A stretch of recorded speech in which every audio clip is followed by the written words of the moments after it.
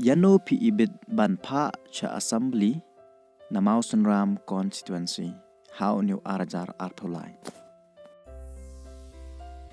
Uba Olan Sing Suny udai ubala ya kunteng ya kanika election namau sunram ha usnem arjar khatpra hanrei uklem poi syakatong. Hakanika kentik bamenta unsa yakun miang na ketikat jong ka UDP ha new arjar artholai. Persya yau MDC bad yau MLA uba HM Changpliang.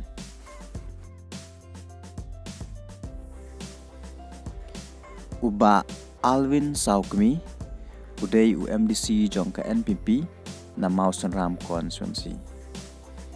Udai ro ubabat ya ka cuki deputy chairman hapo KHADC.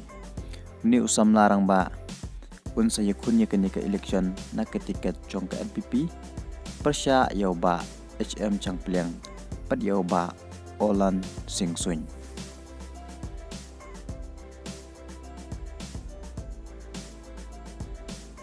Uba HM Changpliang udai u officer IS jong gajala Meghalaya ulabat cibon teligi tenat agapor udang long officer uni orang ba ulapan kre ban yakun yakani ke election arpulai na ketiket jong ke BJP kumban cukdew how arajar khatpra uba HM Changpliang ula job dan burom na ketiket jong ka kongres bat hadin katu kat nisnyam uni orang ba lembat kiwai ki perlok MLA kila rung syaka TMC hapok gajingalam jong Dr. Mukul sangma.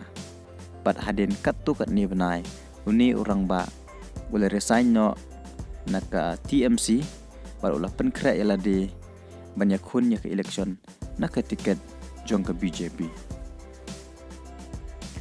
Udairo uriwya saj hapok assembly. Juklet ban keren ya kejing jong kinong mau sunram pat jong kajala hibrok kawai pat kamtam jong kinong rep kejing jong kajala galing upur usam ka puli putih ka chong suk chong sain.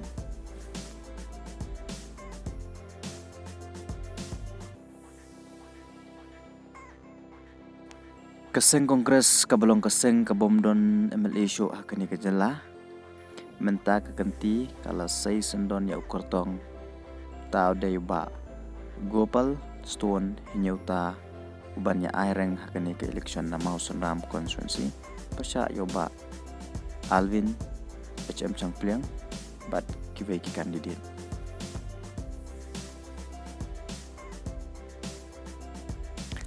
keseng TMC kabalong keseng kabadang thamai kabadang shu penkha hakani ka jala Meghalaya kala sei sendon ya ukurtong u Winson ti sangma banyak kun nakani ka tiket bat unsay kun persya bat uba HM Changpliang iba Olan bat uba Alvin bat yoba Gopal.